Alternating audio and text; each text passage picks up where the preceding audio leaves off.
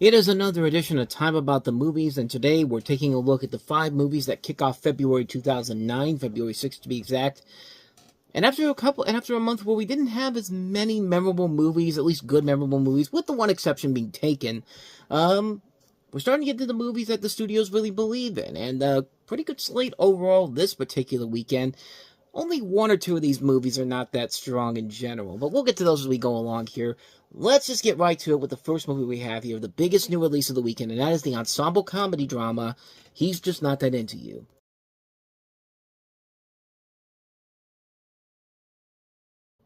Okay, honestly, it's more of a comedy than a drama, but it's literally on Wikipedia saying a romantic comedy drama, which I guess they're kind of right about, but it's mostly a comedy, but a good comedy. It follows 9 people and their varying romantic problems.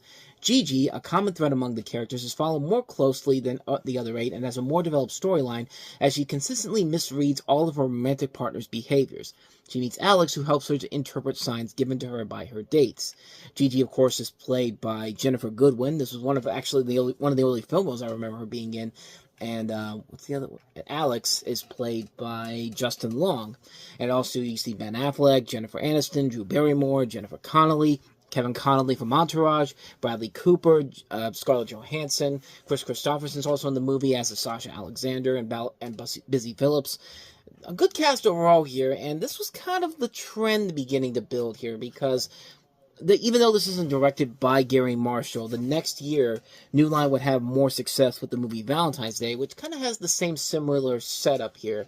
It's basically an anthology story with several different people, an all-star cast in that film.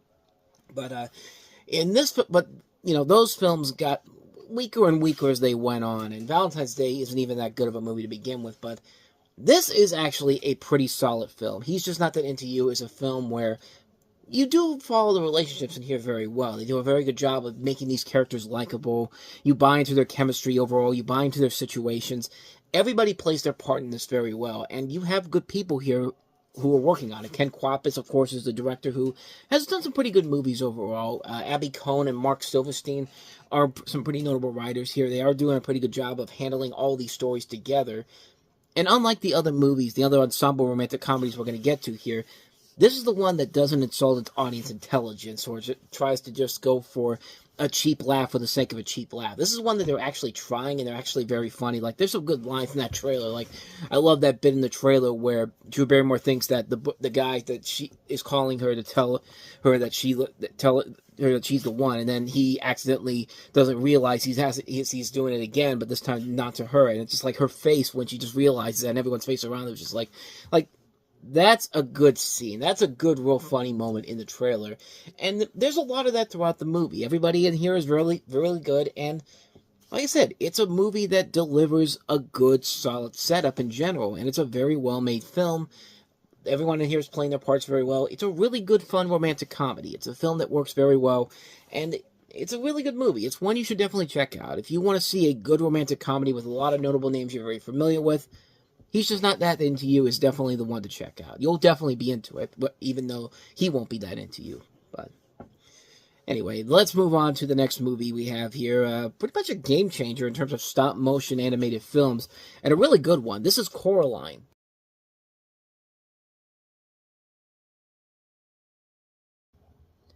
A game changer in general for so many reasons because, this is the first feature film produced by Leica Animation, who's been one of the more consistently good animated studios out there. I mean, these are the same people that would later do Paranorman, The Box Trolls, Kubo and the Two Strings, Missing Link, and yet they've been relatively quiet ever since Missing Link came out. And I'm wondering what's happening to them. I know they have another movie coming, but I don't know. It just feels weird that they're not making more movies than they were doing back then. I guess that COVID's really holding them back, but based off of a novel by Neil Gaiman, you have the story of its eponymous character, played by Dakota Fanning, who discovers an idealized alternate universe behind a secret door in her new home, unaware that it contains something dark and sinister, which basically is an alternate version of her family, played by with the mother played by Terry Hatcher and the father played by John Hodgman.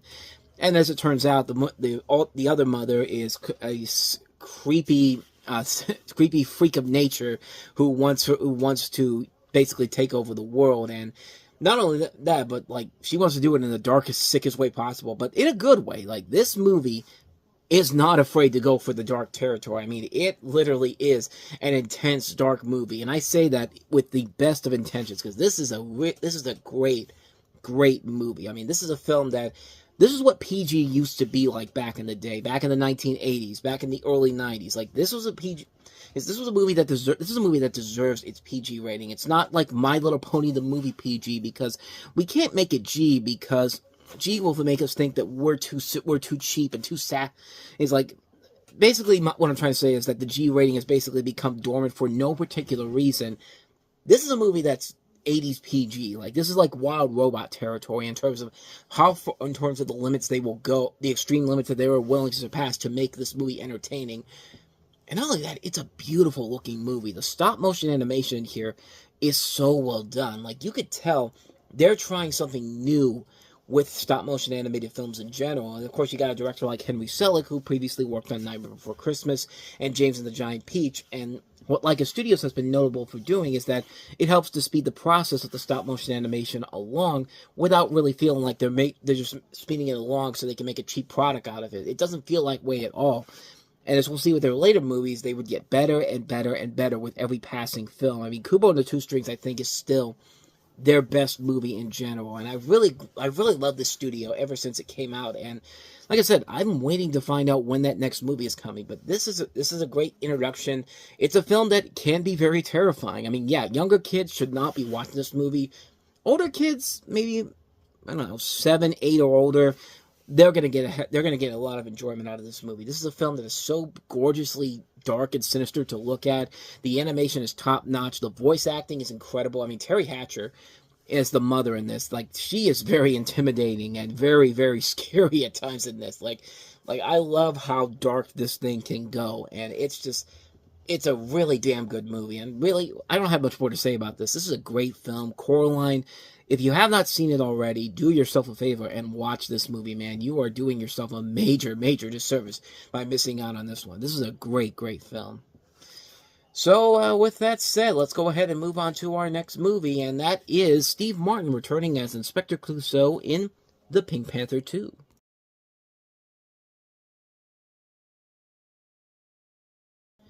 That's actually a trailer. I don't really need to tell you where that is from. That's the trailer that they showed in front of Wall-E.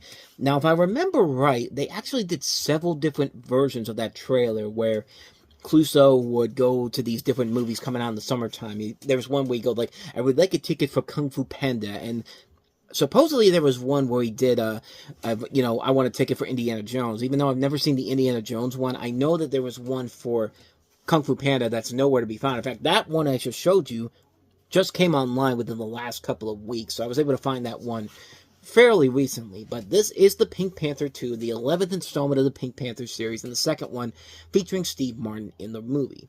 It starts off with Clouseau as a parking ticket guard and is then picked up to join a series of famous detectives to solve a case involving a criminal mastermind called the Tornado, who is stealing several of the world's most famous artifacts, including the Pink Panther diamond, the most valuable diamond in the world. The team includes some notable names in here, including Andy Garcia as Vincenzo Blancaloni, Alfred Molina as Randall Pepperidge, Yuki Matsuaki, Matsuzarki,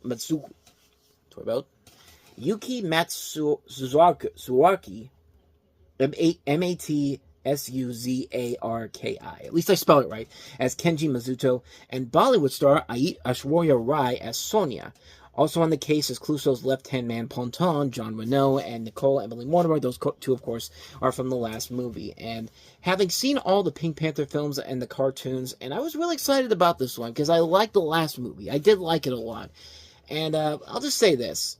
This is not one of the better versions of the film. Now, there are a lot of bad things about this movie, and I'm going to go through them because, one, there's literally a scene where Clouseau is falling through 3 different fireplaces in the same house. And all I could ask is, how many houses have 3 fireplaces in the same house? I mean, I don't know about you, but that feels like a safety hazard in every single way. Like, I wouldn't be surprised if that house in particular got the fire department coming out there several times. It's just like, I don't know, like, 2, there's a pointless subplot with Lily Tomlin, who I like Lily Tomlin. Lily Tomlin is a great comedic actress, but in here, she's playing a character in this, a psychiatrist who always has meetings with Clouseau's whenever he says something offensive or sexist. Now, they could be funny, and they are funny in here. Her and Steve Martin, these are two comedy legends. They can make that work, but there really is no need for a character in this. It's a pointless subplot that really does not make a whole lot of sense in general of why they're in here. You have Jeremy Irons in here, who is in here for no particular reason. Like, he's just in here for a cameo, and like, at least when Clive Owen showed up in the last Pink Panther movie, there was at least a point to his character. I mean, he's literally in there to help Clouseau improve his name or something like that when he plays the James Bond character, and that was funny. But here, Jeremy Irons just is in here for no particular reason. They recasted Inspector Dreyfus. He's no longer Kevin Kline like the last movie. He's John Cleese. And you got John Cleese in this movie. John Cleese is a very funny guy. He's not used here at all, and he's only in here for a few scenes, like barely in the movie. It's just like, what are we doing here? Like, why are we casting all these people if we're not going to use them for anything? John Renault's character has a backstory, and we don't really get much with the wife in this movie, because his wife and kids play a part in the story, and she's only in there for 2 scenes and has no dialogue whatsoever. And it's just kind of like, what's the point of that? I get a feeling that there was supposed to be more, but they cut it out at the last minute, and it just feels really pointless. But like, there's also a scene where Clouseau is supposed to play the Pope, and it just goes on for much too longer. Like, they should have stopped 2 jokes before it officially stopped. Like, after he falls, there are scenes where he falls off the fabric, and yeah, if it stopped there, it should have stopped there. But no, they just keep going, and they ruin the joke. And that's one of the biggest things about the movie, is that it overstates its welcome and just adds way too many elements to it that just really, really kind of falls apart at those scenes too quickly. And the movie itself is just okay. It's nothing special, and it's certainly a lot better than the worst films in the Pink Panther movies. Like, this is still taking the cake of the stuff they tried to do after Peter Sellers died. Like, it's still better than Curse of the Pink Panther, or Son of the Pink Panther, or Trail of the Pink Panther. Like, it's still better than that. And you do get and you do still get a lot of good stuff in here. I mean, the opening animated sequence. These Pink Panther movies are always going to have the best opening animated sequences. Even the worst movies have really good opening animated sequences. Like, if you screw that up, then you have completely missed the point of the Pink Panther altogether. And also, I like the fact that they went back to the original Pink Panther movie ways of ending a film. Like, the Pink Panther himself appears at the end of the movie in the live-action world, because that was something that happened all the way back in the original movie, which I thought that was very well done. And which I think that's very cool that they brought that back in here, because that was like that for most of the movies, except for the second to last movie, the last movie that Steve Martin was in, which supposedly they were going to do, but when that film had to be reshot around, they decided not to have him in there. Because I think, what I remember correctly, when Dreyfus falls out of the hospital bed into the river, that's where the Pink Panther was supposed to be at. He was supposed to be like in an animated scene, but they decided against it when they were doing the reshoots. But and even the subplot, and even the major subplot of and the big twist in the movie with one of the characters, like, it just comes out of nowhere. Like, when you find out who the tornado really is, and it's just like, when was there ever any indication that this person was that person? And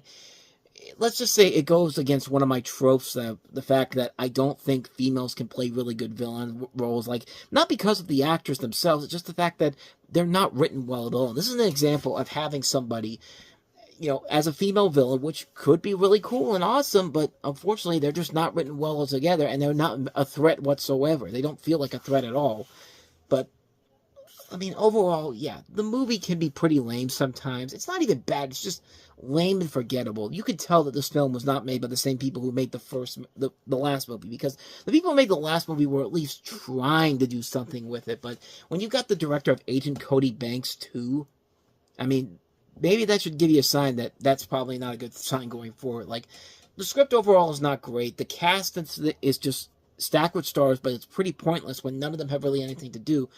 Most of the comedy is lame, and it's just not a good movie. It's clear that the creativity went out the window with this one, and it's basically a cash grab sequel, and a pretty lame one at best. I mean, like I said, it's not a bad movie. It's just, I expect so much more from the Pink Panther, and it's just the fact that this is the last one we've had since they've stopped these movies in general. Although they have been saying that they're going to do this live action animated hybrid, which I still have my doubts about that one, because it just feels like they're gonna completely miss the point of what makes the Pink Panther movie so special. But I mean, to me, this movie is just okay. It's nothing great, but it just feels like there could have been so much more to it. They could have added more. Like, if you had a better director and a better writer in here who knew the Pink Panther and they could have made this work. Like, I really want to see a Pink Panther movie with somebody like, I don't know, Taika Waititi. Like, I think Taika Waititi's style of humor could play very well with the Pink Panther. Like, a Lin-Manuel Miranda Inspector Clouseau could be very fun. There was a time when Muppets Most Wanted came out. I could see Ty Burrell from Modern Family as Inspector Clouseau, but I just really don't think they're going to go down this route with that remake. And I don't know. Like, to me, I'm very conflicted on this one. It's a bad movie, but I kind of still have a little bit of stuff that I like about it. Like I said, the stuff with the animation is still really good. And Steve Martin can get a good laugh still every once in a while when he's Clouseau. It's not his fault these movies are terrible. They're just poorly written. They're just not well-written films. And they feel like they're made on the cheap, and nobody really took their time to actually make a good movie out of this, I feel like. Just, yeah, overall, a very major disappointment for this. Pink Panther 2, I just expected so much more from it, so. With that said, let's go ahead and move on to our next movie. Here's another bad movie. Here's Chris Evans in Push.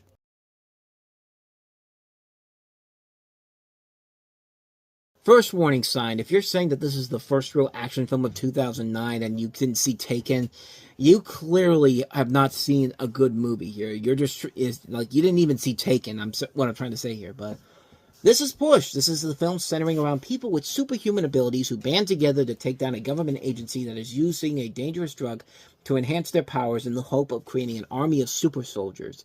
Which, coincidentally, one of the people that's leading the charge is Chris Evans, a future super soldier who would later become Captain America. You also have Dakota Fanning, Camilla Bell, and Jaimin Hansu, along with Cliff Curtis in here. Good cast, and a good director, too, Paul McGuigan, whose last movies he did, Wicker Park and Lucky Number 11, are really good movies. But, man, this film was just... This is the definition of a film that the studio had no belief in and just dumped it out at this time of the year because they knew it wasn't making any money anytime soon. And sure enough, didn't make any money. And what do you expect when you have a film written by somebody who has not made a single movie since then? This, like, if you try to go on Wikipedia and look up the writer's work, there's no link because he's never written anything since then. And really, if that's really unless you make a really damn good movie and realize, I can never top myself, I'm going to leave. But no, nobody ever hired this guy again, so it's not a shocker to see why this movie did so poorly. And this was just after Summit Entertainment had Twilight come out, which was their big hit in the fall. So I guess maybe they were setting themselves up for when that Twilight money comes in, we're gonna put these movies out here and we're gonna make a killing. And I mean, I'll give them this. At least it made its budget back. It only cost them $38 million, but it doesn't look like a bad movie overall. It's a visual delight to look at. But again, a movie like this that you feel like is trying to start a new franchise, it starts with the script, and the script really is pretty bland and forgettable. And it's something that you can instantly pick out right away. What's going to happen? Who's going to be the double crosser? What the action sequence is going to be? It's that type of a movie. It's one of those movies that, yeah, this is definitely something that was primed and made for this time of the year. A film that the studio didn't believe in it, and they're just dumping it out there, thinking that maybe they'll get a quick buck out of it, and at least they made their money back on it, so I guess there's that. But, yeah, other than that, though, Push is something you can easily avoid. And let's go ahead and move on to the last movie here, a film that I do feel like was pushed back, but really shouldn't because this movie is pretty damn awesome. This is Fanboys.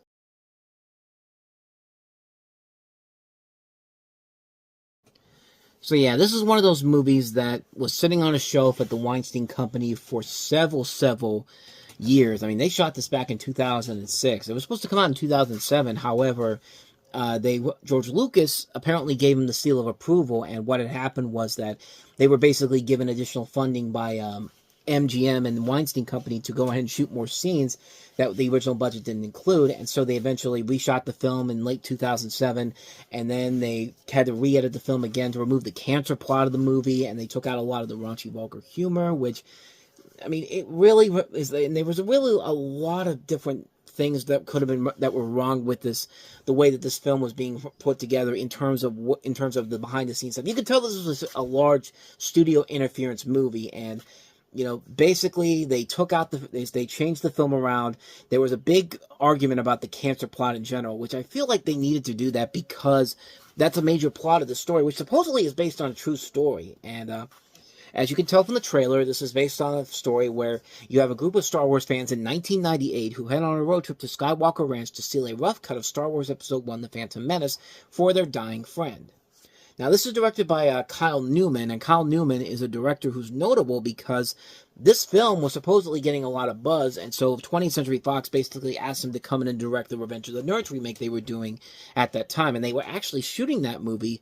However, they stopped production less than a couple weeks into the film's production because there were some controversies going on behind the scenes. And basically what happened was what the university that they were shooting at looked at the script and they said, hell no, we're not doing this. And they had already started shooting, and so they eventually shelved the film after they found it difficult to shoot on the smaller campus that they were going to go. And the studio head at 20th Century Fox was disappointed with the dailies, and essentially, there was never any other plans to do another remake of Revenge of the Nerds. Although Seth MacFarlane is reportedly doing one, they would announce one in 2020, but it's been 5 years since they announced that, so that might be one that probably never gets made, especially with the history that the original Revenge of the Nerds had. I mean, granted, yeah, there's a lot of stuff in that original Revenge of the Nerds movie that can be seen as very, we're heading into territory that we probably should not be doing this again, but you have to remember the time period that it came out. Yeah, there's stuff in there that is very like way too politically incorrect nowadays, or politically correct nowadays. But whichever way you want to talk about it, but Revenge of the Nerds is still a great movie regardless. I mean, it's a classic 80s movie. You got to remember that was made at a time when that was more than okay to do that. As long as you have to distance the modern day setting to what it was like back then when they were making them. Like, nobody really knew about how the world was going to be 40 years from now, but I mean, I'm just going off on Revenge of the Nerds, but we'll eventually get to that on time about the movie's flashback. But let's get back to Fanboys, and this is a really good movie. It's co-written by Ernie Klein, who would later go on to write Ready Player One, and also Adam Goldberg who would later go on to create The Goldbergs on ABC. Great show, and this is a really good movie. It's a very funny movie. Features a lot of big names all across the board here in terms of the actors involved here. In their first major earliest film, I should say, not really first, but Jay Baruchel, Dan Fogel, Sam Huntington, Christopher Marquette, Kristen Bell, Seth Rogen shows up in a cameo. You see William Shatner in there, Billy D. Williams, Christopher McDonald, David Denman, Danny Trejo, Ethan Suplee. There's a lot of different cameos all across the board here. Carrie Fisher, Jason Mewes, Kevin Smith, Jamie King, Danny McBride, Will Forte. It's incredible that George Lucas isn't in this movie, even though he gave a seal of approval. And actually, maybe he wasn't here. Maybe it's been a while since I've seen this movie, so I don't. But from what I remember from it, which I remember really liking it a lot. I think it does still. I think it should still hold up after all the years I've seen it, because it is a really good movie. It is a very well made film. It's a very funny movie with a really good fun plot overall, and this was back when everyone all confirmed that, yeah, The Phantom Menace was a terrible movie. In fact, the movie even ends with one of the main characters asking the question, what if the movie sucks? And lo and behold, that's what everyone thought it was, until all of a sudden we all decided, no, Phantom Menace is great. You're the crazy one if you like Disney Star Wars, which, yeah, sorry, I'm the crazy one there. I like Disney Star Wars better than the prequels. Sorry, I'm never taking that back anytime soon.